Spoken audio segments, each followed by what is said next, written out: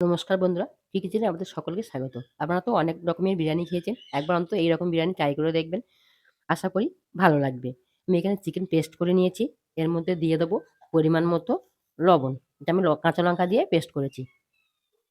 আমি ঝালটা একটু বাড়াবার জন্যে এখানে দিয়ে দেবো গুঁড়ো লঙ্কা। আপনারা এখানে কাঁচা লঙ্কা পেস্ট করেও দিতে পারবেন। দেব বিরিয়ানি মসলা,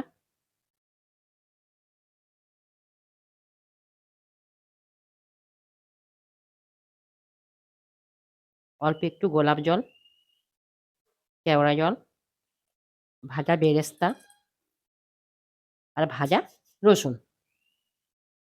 এইগুলো দিয়ে আমি ভালো করে এটা মেখে নেব।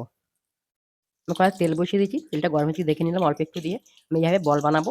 বলগুলো আমি ভেজে নেব। দেখুন আর বলগুলো ভাজা হয়ে গেছে তুলে নেব। বাকি বলগুলো আমি একইভাবে ভেজে নেব।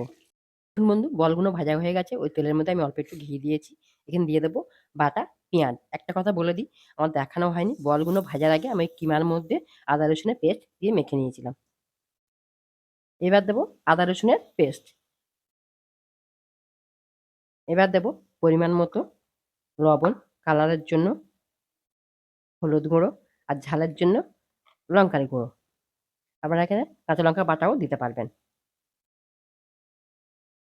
এবার দেবো কালারের জন্য কাশ্মীরি এবার দেবো কালারের জন্য কাশ্মীরি লঙ্কার গুঁড়ো।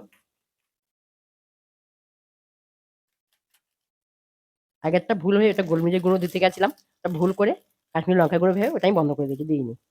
এবার দেবো ধনে জিরের গুঁড়ো। দেখুন মশলা থেকে তেল ছেড়ে দিয়েছে। মশলাটা খুব ভালো করে কষানো হয়ে গেছে। আমি এখানে দিয়ে দেবো অল্প একটু জল।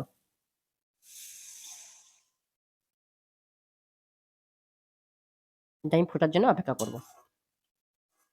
দেখুন গ্রেভি ফুটে গেছে। এখানে দিয়ে দেবো বিরিয়ানির মশলা। এবার অল্প পরিমাণ কেওড়া জল, গোলাপ জল। এবার আমি চিকেন বলগুলো দিয়ে দেবো। দেখুন এটা আমার রেডি হয়ে গেছে। এটা আমি নামিয়ে রাখবো। দেখুন আমি এখানে হাঁড়িতে ভালো করে ঘি লাগিয়ে দিয়েছি। এবার এখানে ভাত আমি আগে থেকে করে রেখেছিলাম। ভাতটা প্রথমে দিয়ে দেবো। এবার এখানে দিয়ে দেবো বিরিয়ানির মশলা,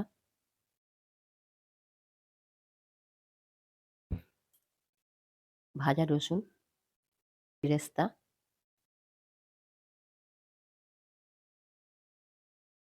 এবার আমার রেডি করা চিকেন বলগুলো এখানে দিয়ে দেবো।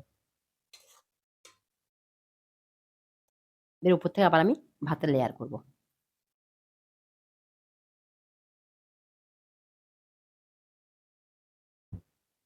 উপর থেকে আবার দিয়ে দেবো বিরিয়ানি মশলা, ভাজা রসুন, বেরেস্তা। এর আমি দুধে গোলাপ জল, কেওড়া জল আর মিঠা আতর মিশিয়ে রেখেছি সেটা দিয়ে দেবো।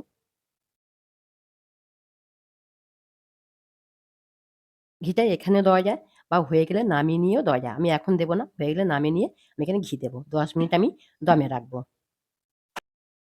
বিরিয়ানিটা আমার রেডি হয়ে গেছে। এবার আমি তুলে দেখাবো।